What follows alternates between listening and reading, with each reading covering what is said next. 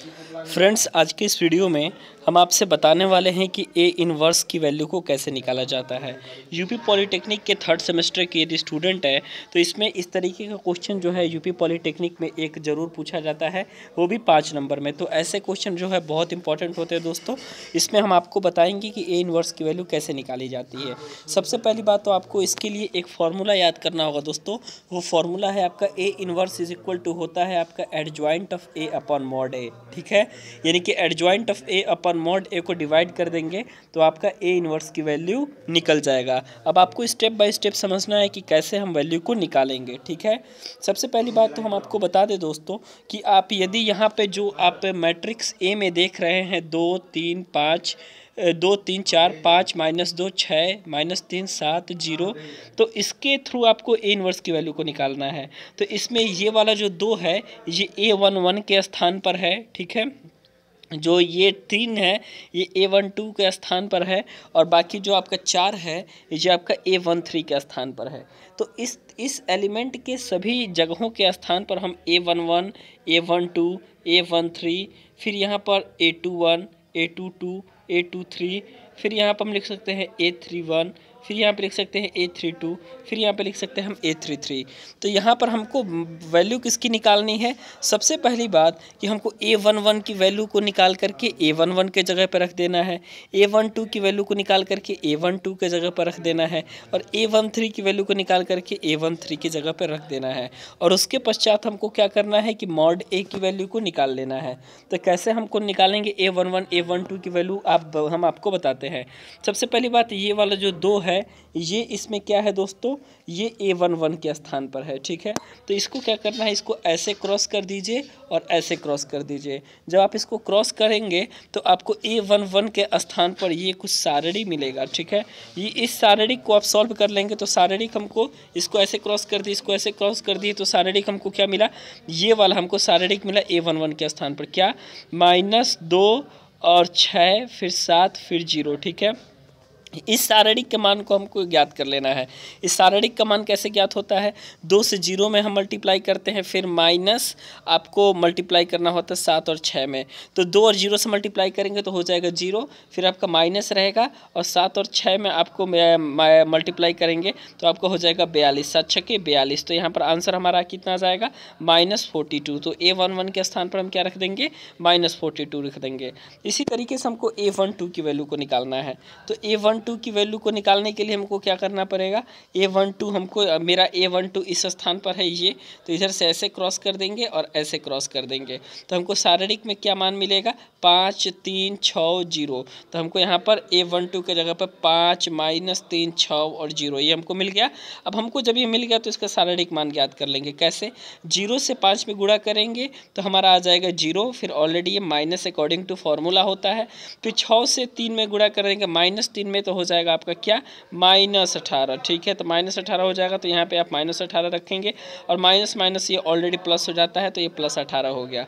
तो इस तरीके से आप देख सकते हैं कि A12 की वैल्यू को रख देंगे हम 18। तो A12 कहाँ है दोस्तों, तो A12 आपका इस स्थान पर है, तो इस स्थान पर हम क्या वैल्यू रखेंगे, इस स्थान पर हम वैल्यू रखेंगे 18। ठीक है, इसी तरीके से हम A13 की वैल्यू को रखेंगे। तो A13 की वैल्यू को निकालेंगे तो क्या होगा, तो A13 में ऐसे क्रॉस करेंगे फिर ऐसे क्रॉस कर देंगे तो हमको शारीरिक क्या मिला, 5 -2 -3 7, ये मिल गया हमको 5 -2 -3 और 7। इसी शारीरिक के मान को हमको क्या करना है, हल कर लेना है। हल कैसे करेंगे, इसमें इससे मल्टीप्लाई करेंगे तो हो जाएगा 7 × 5 = 35। ठीक है, ये माइनस ऑलरेडी रहेगा और उसके बाद यहाँ पर -3 -2 में मल्टीप्लाई करेंगे तो 6 हो जाएगा। ठीक है, तो 35 में से 6 हो जाएगा आपका कितना हो जाएगा, 29। तो A13 के स्थान पर क्या रखेंगे, हम 29 रखेंगे। इसी तरीके से दोस्तों आप A13 A21 A22 A23 ये सारी वैल्यू को आप निकाल लेंगे। ठीक है, निकालने के बाद आपको जो भी स्थान पर जो भी आपका आंसर आया रहेगा उसको पुटअप करेंगे। A11 के स्थान पर -42, A12 के स्थान पर 18, A13 के स्थान पर 29, A21 के स्थान पर 28, A22 के स्थान पर 12, A23 के स्थान पर 23, इसी तरीके से 26 8 -19। अब आपको एडजॉइंट ऑफ A आई जे की वैल्यू आपने इतना निकाल लिया। अब आपको एक स्टेप करना है, वो स्टेप ये है कि आपको जो भी पंक्तियों में दी हुई है दोस्तों, उसको आप स्तंभों में बदल लेंगे। आपकी जितनी पंक्ति है, ये पंक्ति है आपकी पहली पंक्ति, ये आपकी है दूसरी पंक्ति और ये है आपकी तीसरी पंक्ति, ठीक है। जितनी पंक्तियां हैं उनको आप स्तंभों में बदलिए, ठीक है। तो आप स्तंभों में कैसे बदलेंगे दोस्तों, हम आपको ऑलरेडी यहाँ पर एक बना दे रहे हैं आव्यूह, ठीक है, बना दिए। और आपको क्या करना है, -42, 18 और -29 है, तो आपको क्या करना है, यहाँ पे -42 रखना है जैसे कि यहाँ पे रखा गया है, फिर 18 रखना है जैसे कि यहाँ पे रखा गया है, फिर 29 रखना है जैसे कि यहाँ पे रखा गया है।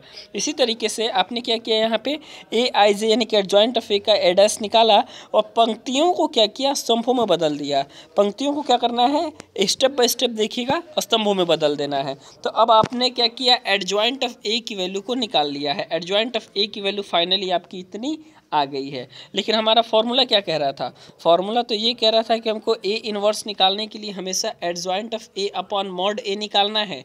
तो एडजॉइंट ऑफ ए निकालने का जो प्रोसेस हम बताए हैं, उस प्रोसेस के थ्रू आप एडजॉइंट ऑफ ए की वैल्यू को निकाल लेंगे। उसके बाद बात आती है कि ए इनवर्स मॉड ए की वैल्यू को कैसे निकालेंगे। तो मॉड ए की वैल्यू को क्या करना है कि इसका शारीरिक मान ले लेना है। जो भी आव्यूह हमारा है उसका शारीरिक हम ले लेंगे। तो शारीरिक हमारे में तत्व कौन कौन से हो जाएंगे, एलिमेंट 2, 3, 4, फिर हो जाएगा 5, -2, 6, फिर -3, 7 और 0। तो ये क्या हो गया दोस्तों, हमारा ये तत्व हो गया। इसी का शारीरिक मान हल करना है। शारीरिक मान कैसे हल करते हैं आपको बता देते हैं, आप लोगों को पता ही होगा। पहली बार ये 2 लेंगे, ठीक है, इसको क्रॉस करेंगे, ऐसे क्रॉस करेंगे, फिर इसको सॉल्व करेंगे।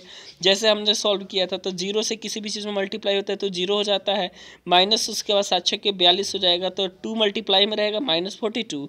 इसी तरीके से आपको इसको लेना है, इसके थ्रू प्रसार करना है। तो उसके बाद आपको 5 -3 6 0 इसको सॉल्व करेंगे तो ऐसे ही। फिर आपको इसके थ्रू प्रसार करना है A13 के थ्रू, तो ऐसे ले करेंगे, ऐसे करेंगे क्रॉस। फिर उसके बाद इसका शारीरिक मान लेंगे और शारीरिक मान को यहाँ पे सॉल्व करेंगे। उसके बाद जो भी हमारा आएगा, यहाँ पे आप लीनियर इक्वेशन नहीं पढ़ेंगे, जनरली मैथ का जोड़ घटाना है।